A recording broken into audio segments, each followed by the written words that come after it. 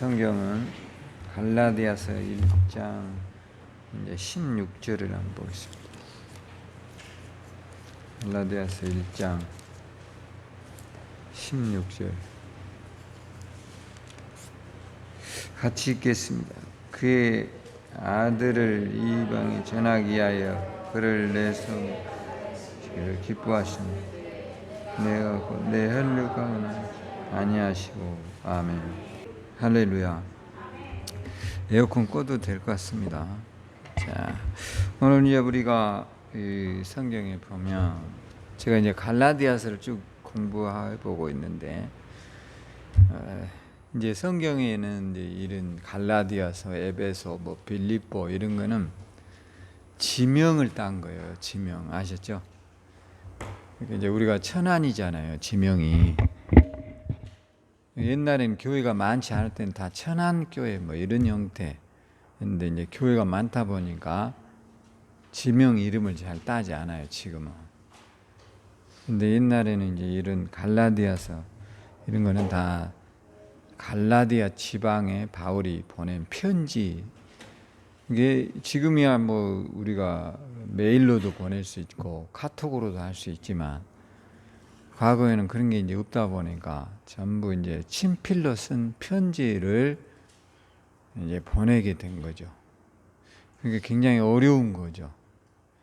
근데 이제 참 감사한 것은 그 친필이라는 게 뭐냐면 대부분 양피 가죽으로 썼어요. 우리가 이제 종이가 없었어요. 종이는 이제 근대 문명에서 만들어진 거잖아요.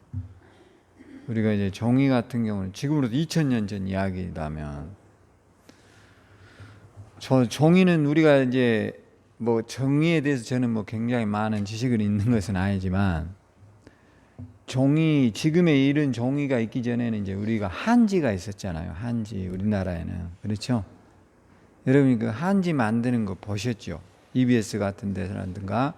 근데 보면 종이 한 장 만들기가 얼마나 어려워요. 뭡니까? 저런데 강원도 같은 데 보면 이 뭔 나무죠, 그거? 한지 만들 때 쓰는 거. 껍질을 벗기잖아요. 네. 당나무라고요? 네, 뭐. 하여튼 뭐 그런 걸 벗겨가지고 물에다 이렇게 불려가지고 그걸 채로 이렇게 쳐서 종이 한 장을 만드는. 근데 지금의 우리의 종이는 뭘로 만들까요? 네? 나무로 만들어요, 이게. 나무. 우리가 이 종이를 아끼는 것도 굉장히 중요해요. 화장지는 뭘로 만들어요? 나무로 만들어요, 이게 재료가. 어떻게 나무가 화장지가 되고 종이가 될까? 그것까지는 우리가 뭐 알 필요는 없지만 중요한 거는 이제 이 책들이 다 종이가 뭐의 원재료라고요? 나무라는 거죠.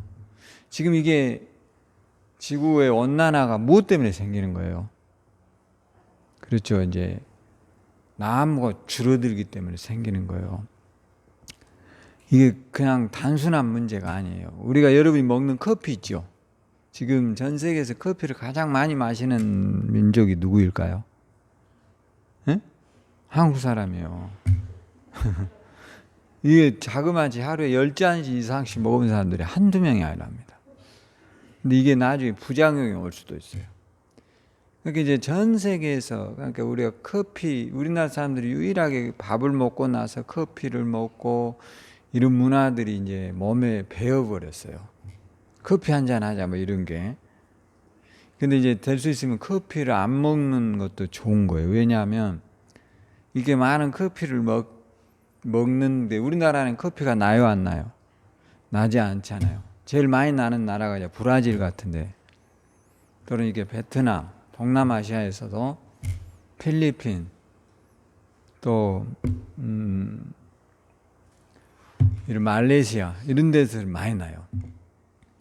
근데 이제 이 커피가 비싸다 보니까 그 나라에서는 비싸겠죠. 우리가 먹는 값도 비싼데 그러다 보니까 커피에서 소득이 많이 나기 때문에 대량의 산을 개간을 하는 거예요.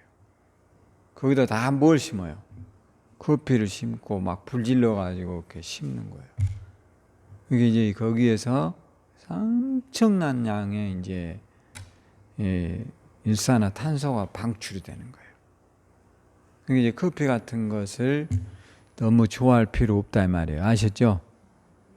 커피 안 먹기를 주의 이름으로 축원합니다.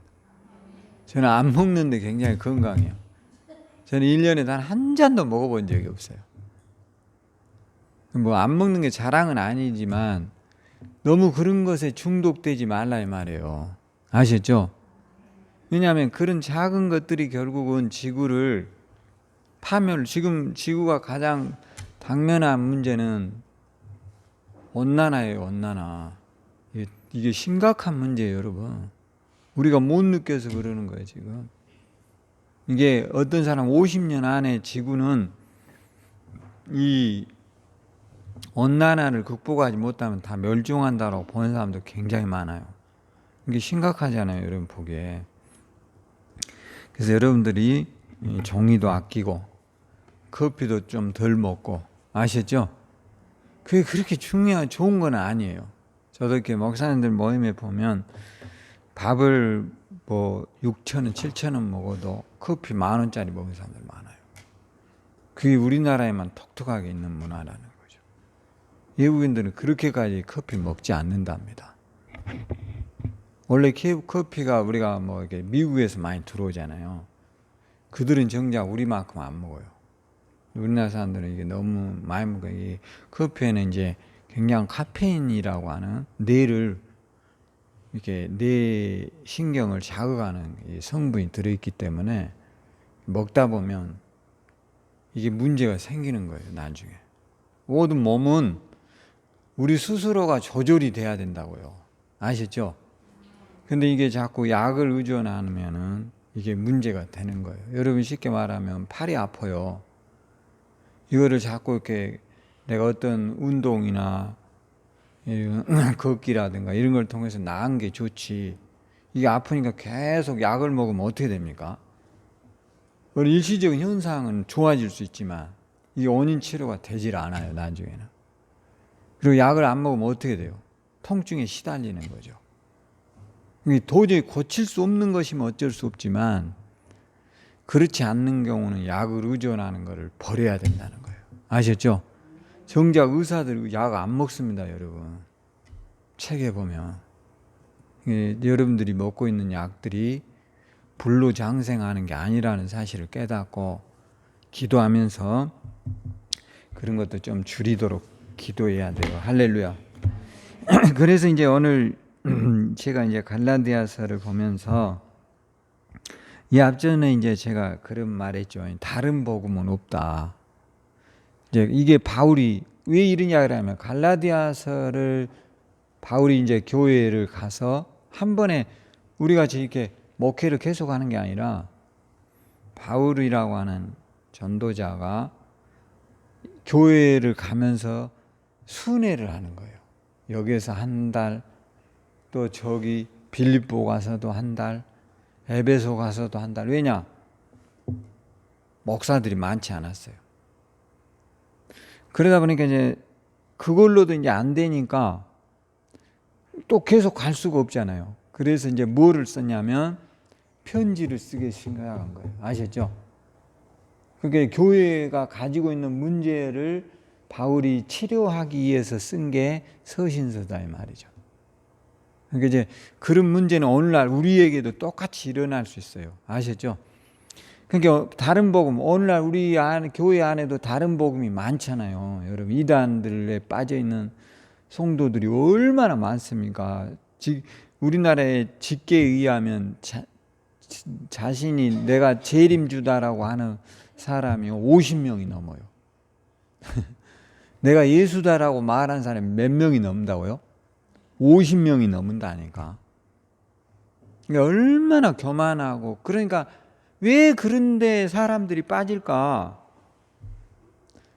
그게 이제 가장 큰 문제는 경제적인 사회 혼란과 경제적인 어려움이 오면 반드시 이단이 득세해요.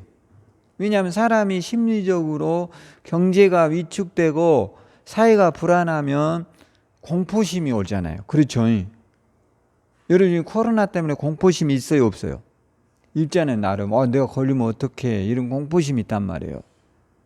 그럴 때 이제 그런 공포심을 깔고 그 뒤에 숨어서 이제 교주들, 이단들은 우리의 이 공포를 이단의 이 확장성으로 보는 경향들이 많아요. 그러니까 여러분이 이럴 때일수록 신앙의 정신을 바짝 차려야 된다는 거죠. 아셨죠? 지금은 이제 정신 차려야 될 때다. 또 다른 이단이 또 생겨요. 아셨죠? 그러니까 이제 다른 복음은 없다. 오늘 바울 사도가 이제 갈라디아서에 봐봐요. 1장 6절. 자, 한번 봐봐요. 그리스도의 은혜로 너희를 부르신 이를 이같이 속히 뭐라 했어요? 떠나. 다른 복음 따르는 것을 내가 이상하게 예수를 떠나서 비스무리한데 다른 복음으로 가 있는 거예요. 그게 이단이라는 거예요. 아셨죠? 지금 우리 한국교회 이단 따르는 성도들 많아요, 적어요? 굉장히 많아요. 여러분 보면 우리가 진짜인지 그들이 진짜인지 이제 혼란이 오는 거예요. 그것이 이제 문제란 거예요. 여러분이 믿고 있는 복음이 정통일까요? 아니면 이단이 믿는, 우리는 사실 상당히 어떻게 보면 열정이 빠져 있는 것 같잖아요. 근데 이단들은 여러분 봐보세요. 어떻게 믿나? 가정도 버려버리잖아요. 이혼도 서슴지 않고 하거든요. 또 애들 학교 보내요, 안 보내요? 안 보내버려요. 여러분이 저기 세계 기독교 센터라고 해서 천안에 강덕에 들어가면 그 기도원 있는데요. 거기에는 가족들이 다 거기에 입소를 해요. 교인이 되면. 그래야 얘들 학교 보내요, 안 보내요? 안 보내버린다니까. 뭔 공부를 할 필요가 있냐 이거예요.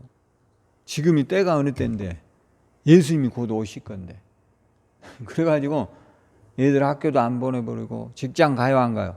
안 가고 거기서 풀 뜯고 농경 문화에 살아가는 거예요.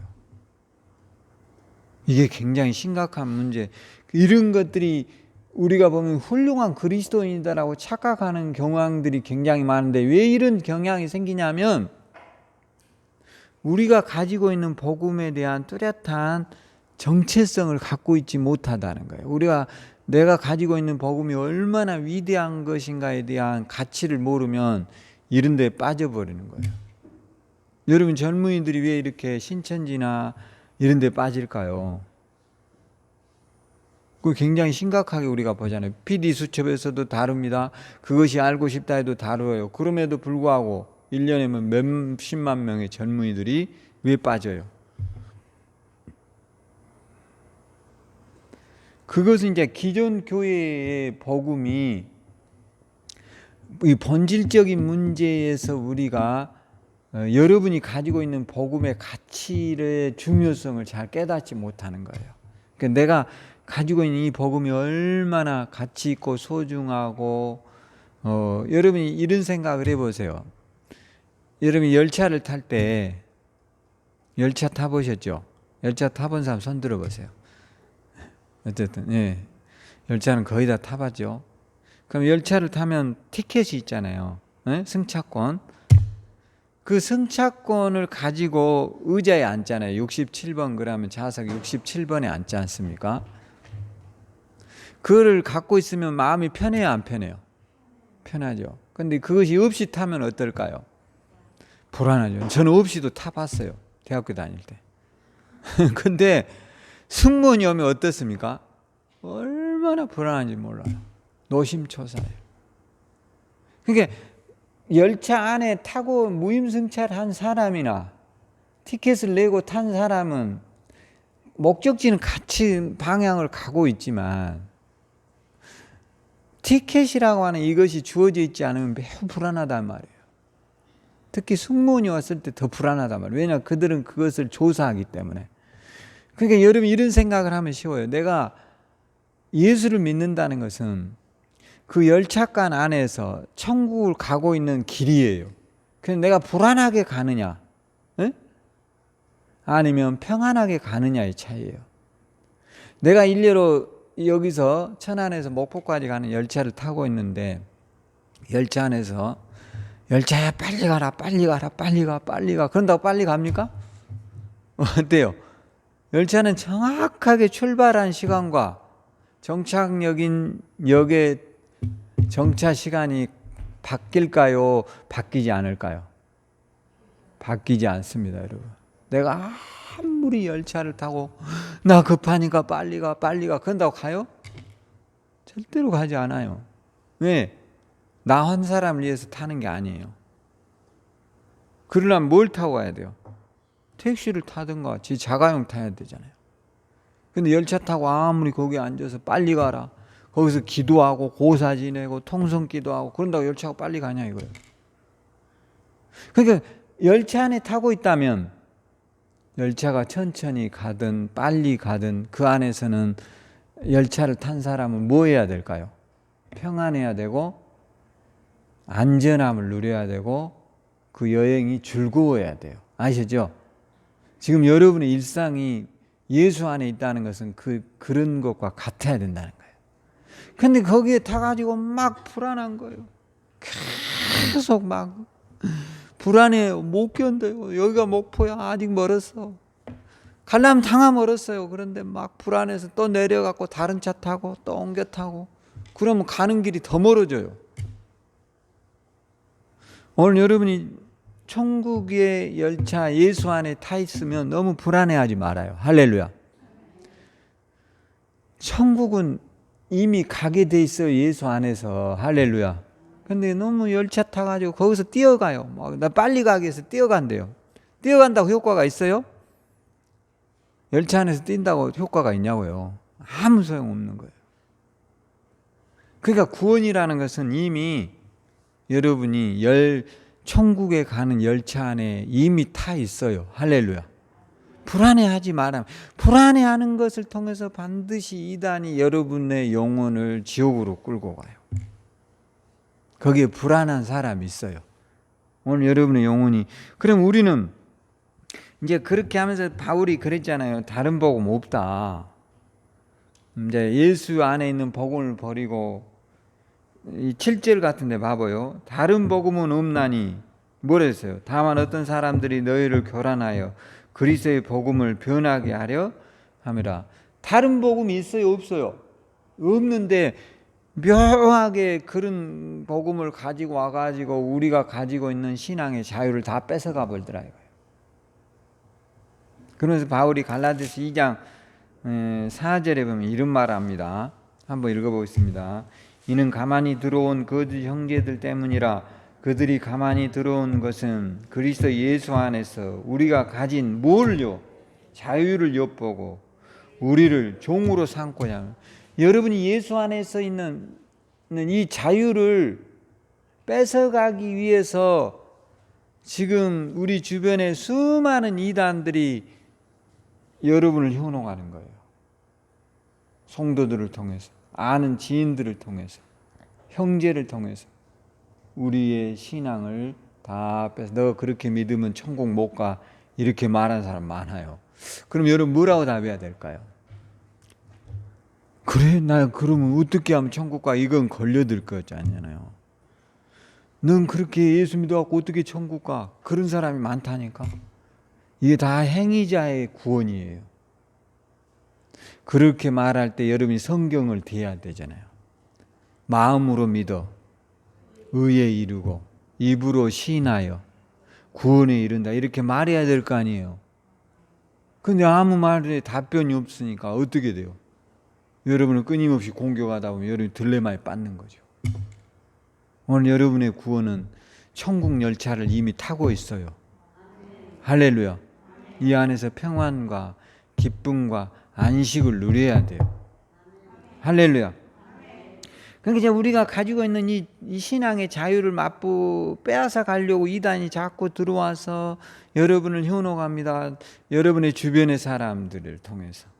왜냐, 우리 주변에 벌써 이단이요 수천 명, 수만 명이고 수십만 명이에요. 수백만일지도 몰라요. 그들이 여러분 우리 주변에 곳곳에 다 포진되어 있다는 사실을 깨닫고 성경에는 뭐라 했냐, 너도 진리를 아는데 힘쓰라고 말해요. 할렐루야. 그런데 현혹되지 않으려면 내가 가지고 있는 가치를 더 힘써서 하려라는 거예요. 자, 그렇게 해서 바울이 이제 다른 복음 없다. 그렇게 이제 말을 했잖아요. 바울이. 제가 한 게 아니고. 바울은 다른 복음 없다. 그러니까 바울이 말하는 이제 오늘 2장 4절에 우리가 가진 자유가 뭐냐. 여러분이 가진 신앙의 자유, 가장 큰 자유는 제가 이렇게 보니까 율법에서의 자유예요. 유대교로 치면 유대교는요, 옛날에 이 율법이요 굉장히 강력한 규제 사항이 많았어요. 이들은 일주일에 한 번씩 반드시 뭐를 했을까요? 유대인들은 옛날에 예수님 오기 전에 반드시 뭐를 했어요? 일주일에 한 번에 금식했어요. 금식. 여러분 일주일에 한 번 금식할 수 있어요? 그게 쉬운 일이 아니에요. 우리는 한 끼만 굶어도 뭐예요? 난리가 나버리잖아요. 여러분 주일날 밥 안 먹는 거를 감사하세요. 할렐루야.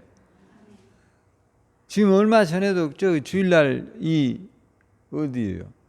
아산에 교회에서 밥 먹어가지고 난리 나버렸어요. 지금 앞으로는 밥 못 먹어요. 여러분 주일날 한 끼 점심 금식해도 좋아요. 할렐루야. 근데 그거 막 하면 죽는데 뭐하더라 이 코로나 기간에 굳이 밥을 먹냐 말이야. 하지 말라면 말해야지.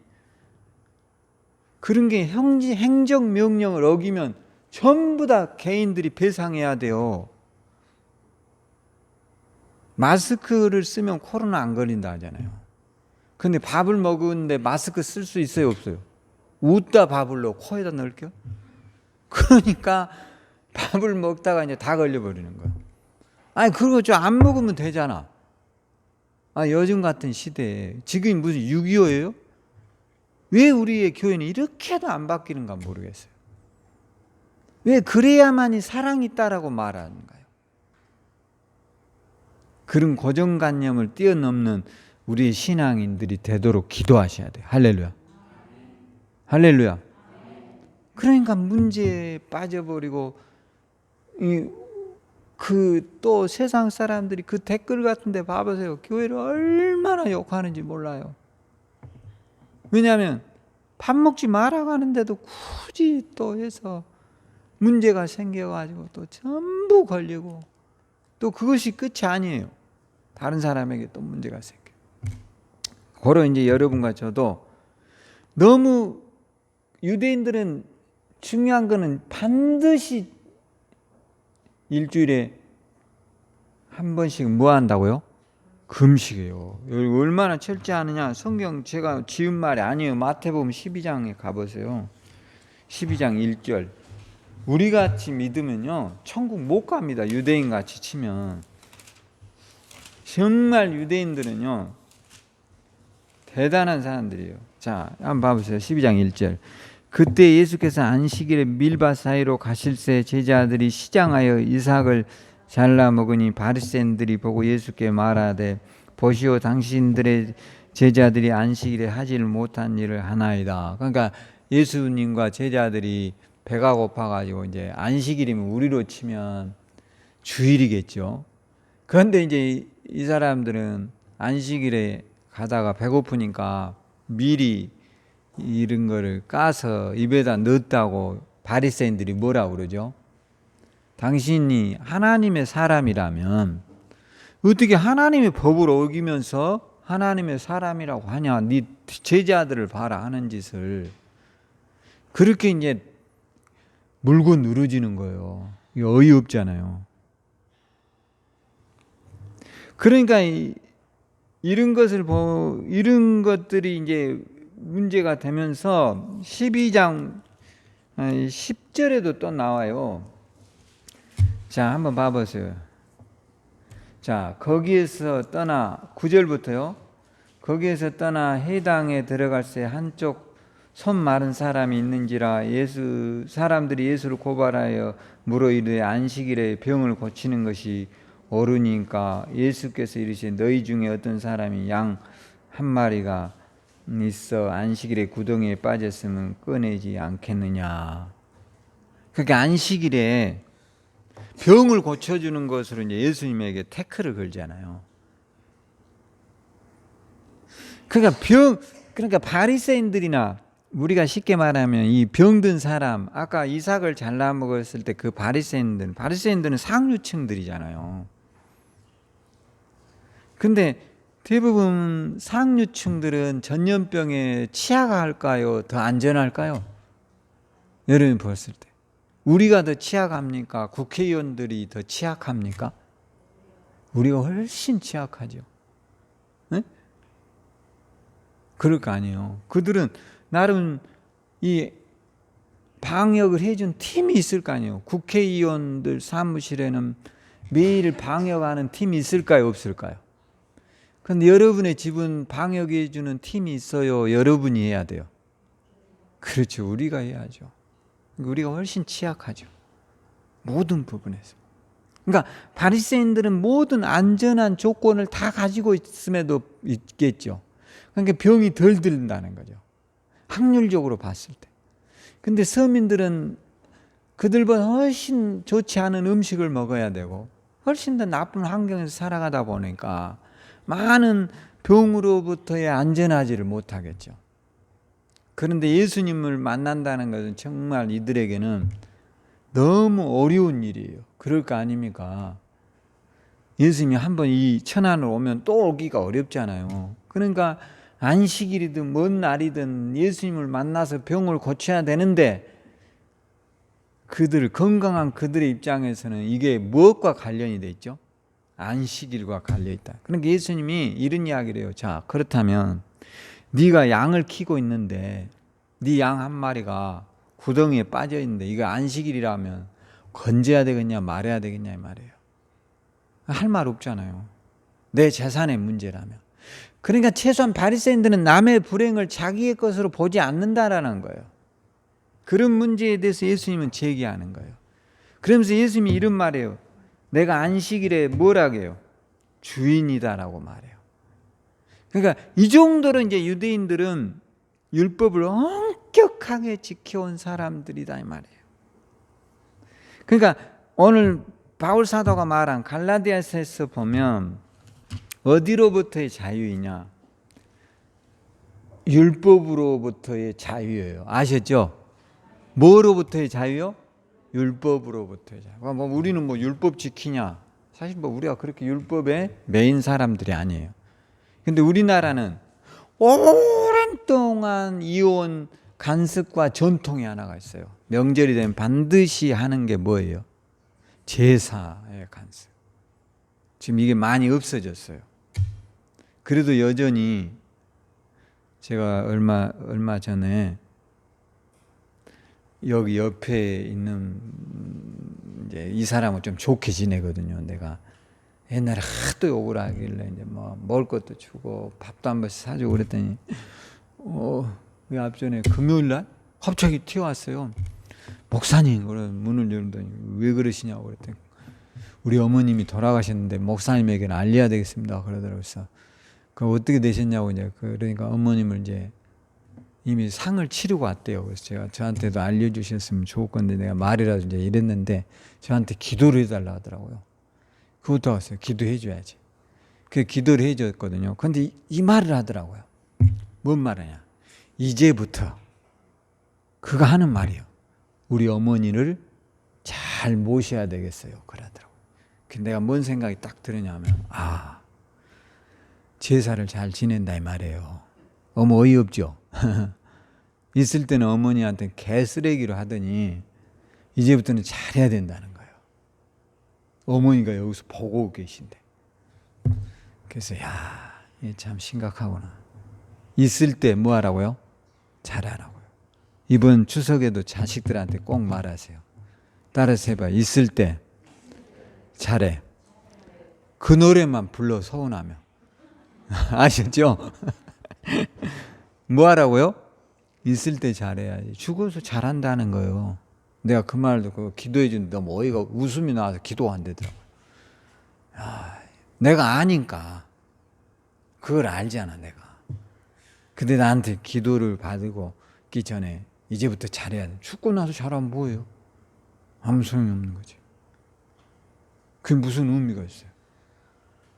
그래서 우매한 사람들 뇌 속에도 저런 게 깊이 박혀 있구나를 내가 목사로 깨달은 거예요.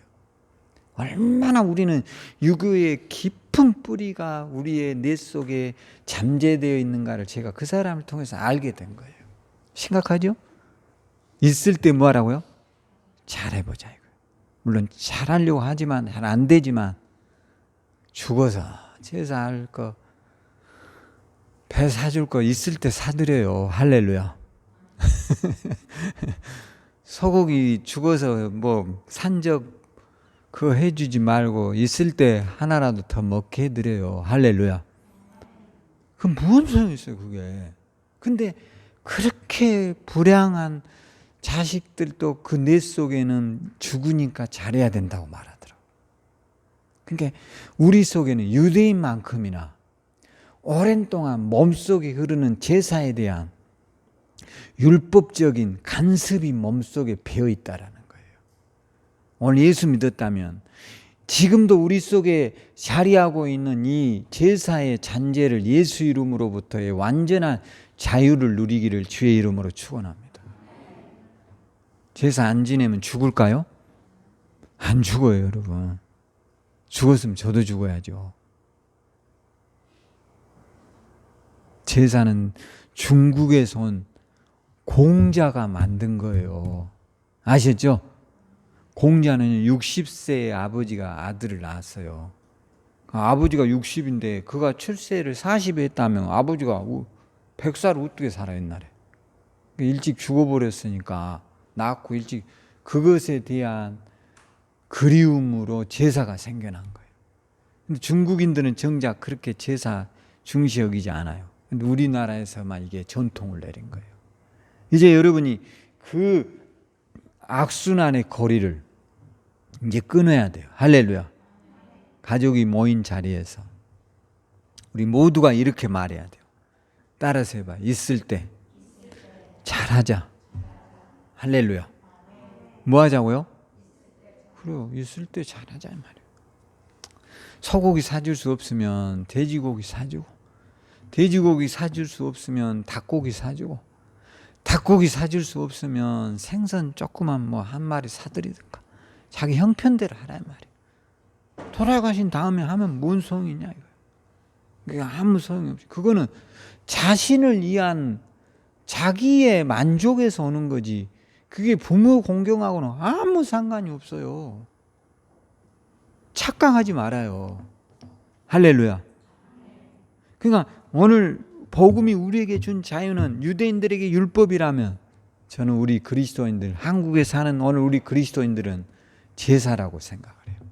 여기에서 여러분이 자유하고 여러분의 자녀들에게도 자유함을 주고 여러분이 당당하게 말하세요. 나 죽어서 울고 울지 말라고. 죽어서 울지 말아요. 할렐루야. 잘해드리고 울지 말라고. 못 해드렸으면 울고. 할렐루야. 잘해드렸으면 아프고 고통스럽잖아요. 몸이 나이 드시면. 그래요 안 그래요? 그러니까 이제 이 육신에 여러분 허름한 옷을 다 벗고 천국 가면 가족들이 기뻐하고 감사하고 천국 갔으니 감사해야지. 할렐루야.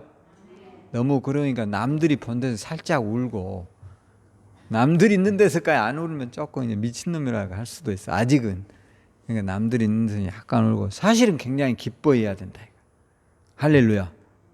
자, 그러면서 두 번째 이제 우리에게 자유를 준 게 뭐냐면 저는 예수를 믿는다는 것은 바울이 말한 우리의 자유 있죠. 이 자유를 뺏어가려고 했던 이 자유 두 번째는 죄와 마귀로부터의 자유예요. 할렐루야.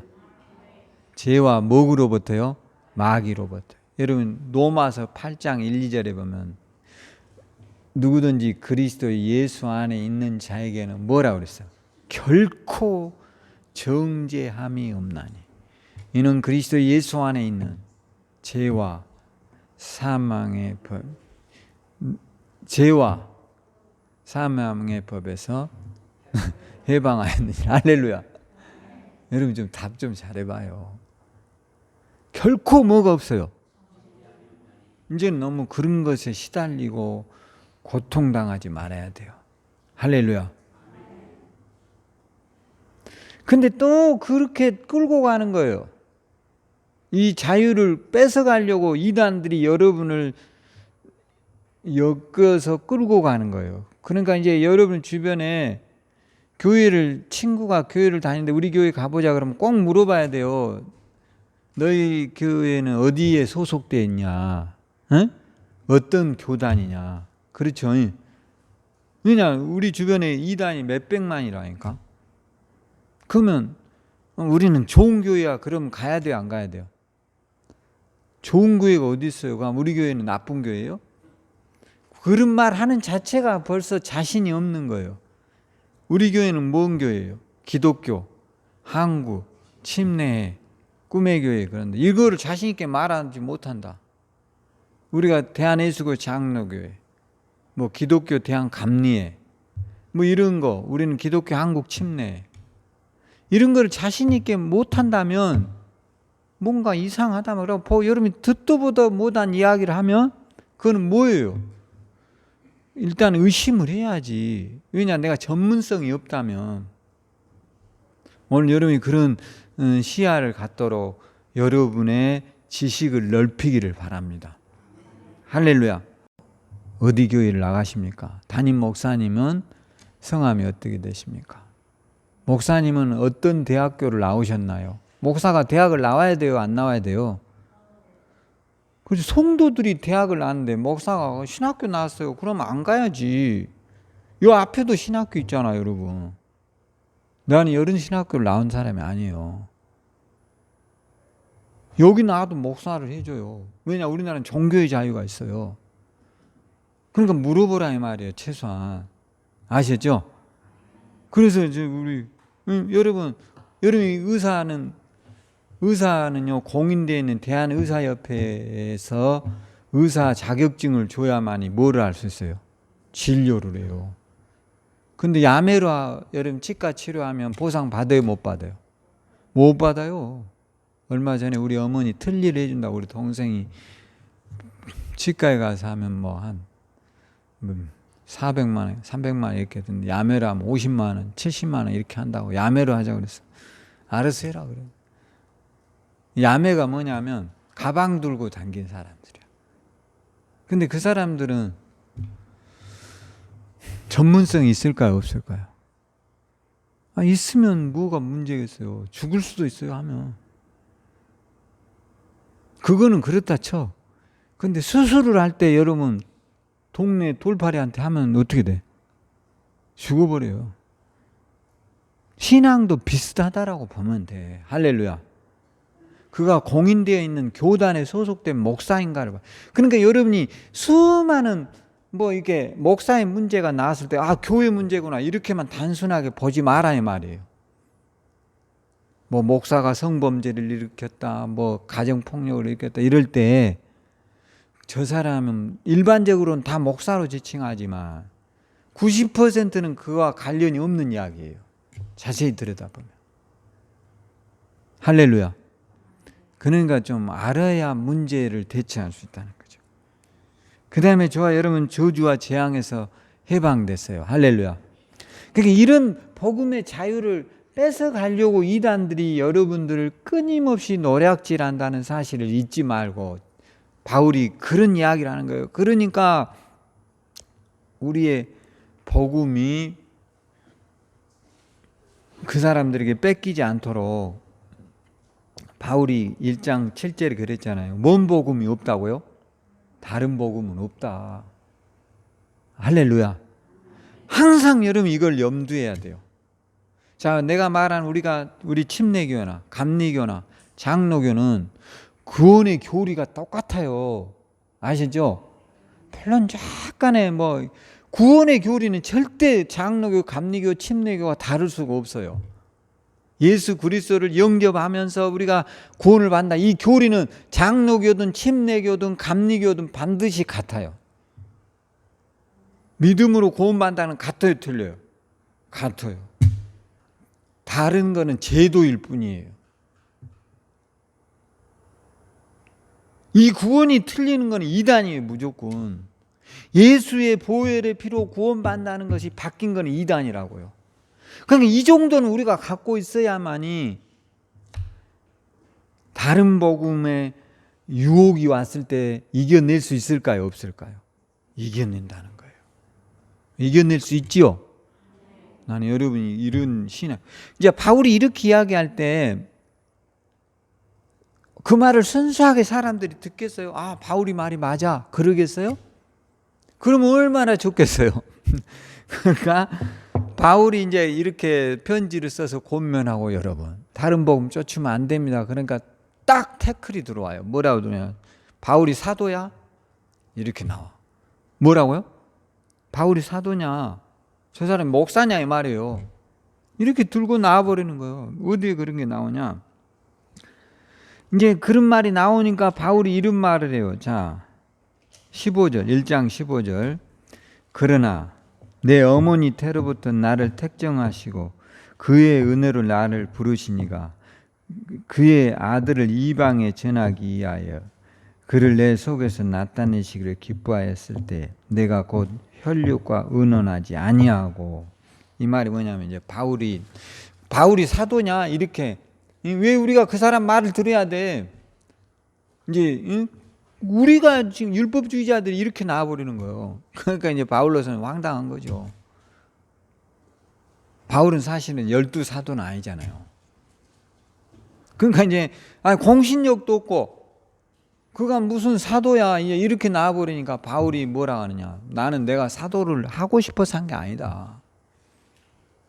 나는 예수님의 제자로 따라다니지는 않았지만 하나님께서 나를 어머니의 어디서부터요? 태 속에서부터 나를 택정하셨다. 바울은요 성경을 자그마치 몇 권을 썼냐면 13권의 성경을 썼어요. 이게 보통 위대한 분은 아니시죠.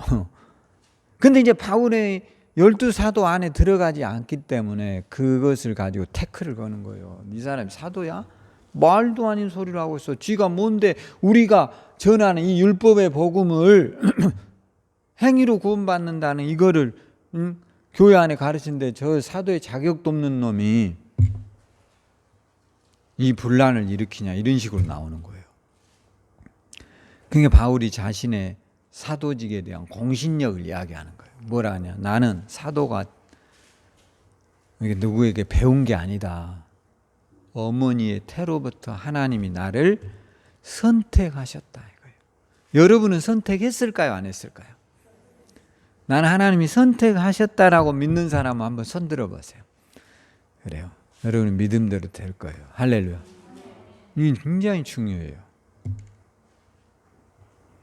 우리가 하나님이 나를 선택하지 않았으면 여기에 앉아있지 못해요.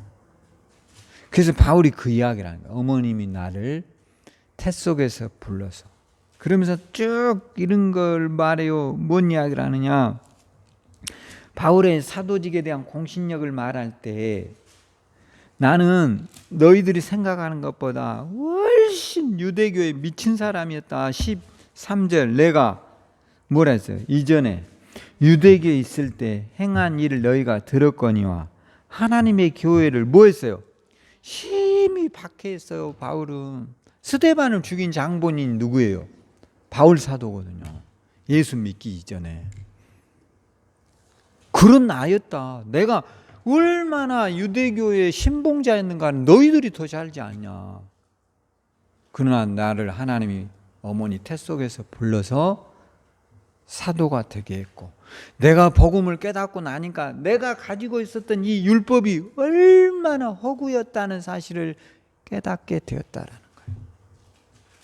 근데 여러분이 더 나은 면역력을 가지고 이단에 빠져 있는 사람을 건져내도록 기도해야 돼요. 할렐루야. 그러려면 뭐 해야 되냐? 내가 가지고 있는 자유를 만끽할 수 있어야 돼요. 그러니까 우리가 이런 말이 나오잖아요. 내가 좋아서 하는 일은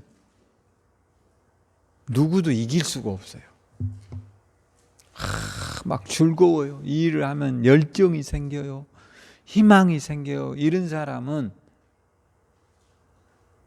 반드시 승리해요. 그런데요, 남이 시켜서 하는 거는 굉장히 힘들어요. 여러분이 바울은 그 열정을 누가 심어줬어요? 하나님이 심어줬어요. 오늘 여러분에게도 이런 신앙의 승리가 있도록 기도해야 돼요. 할렐루야.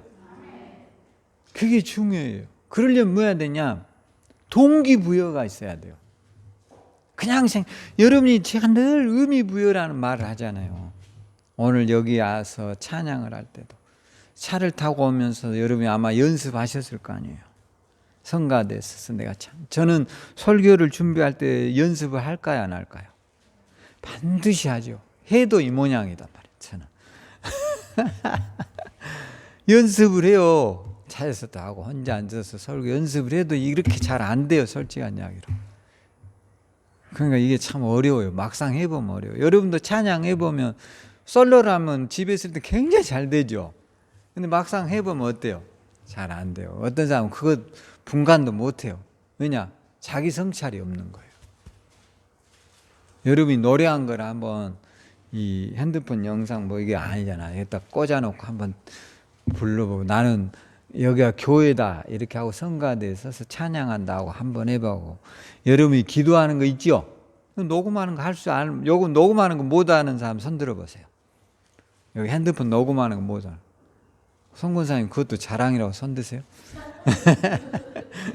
핸드폰 녹음하는 걸 못하는 거는 손자한테 배우란 말이에요. 이거는 좀 배워서 여러분이 기도한 거 있죠? 한번 해갖고 들어봐요. 그러면서 자기 발전을 이루어야 돼. 할렐루야. 여러분이 찬양한 걸 한번 들어보라고요. 그리고 내가 나는 눈빛 처리를 어떻게 하는가? 나는 목소리가 어쩐가? 이런 자기 변화와 성찰이 있어야만이 뭐 할 수 있어요? 열정이 생기고 발전해 갈 수 있어요. 전혀 안 해버려요. 전혀 자기가 없어요. 그러니까 나중에 보면 이상합니다. 그러면 괜히 시험 들어버려요. 나는 내 스스로가 내가 이상하게 설교한다고 생각해요. 많이 개선해야 된다고 생각해요. 부끄러울 때도 많고요. 아시죠? 나는 내가 설교해놓고 나는 잘해. 나만큼 잘한 사람 없어. 그러면 나 스스로도 미친놈이죠. 그렇게 생각한 것이 오만하다는 거예요. 끊임없는 목표에 상향점을 두고 발전해 가도록 기도하셔야 돼요. 할렐루야. 오늘부터 여러분이 기도 꼭 한번 녹음해 봐요. 할렐루야.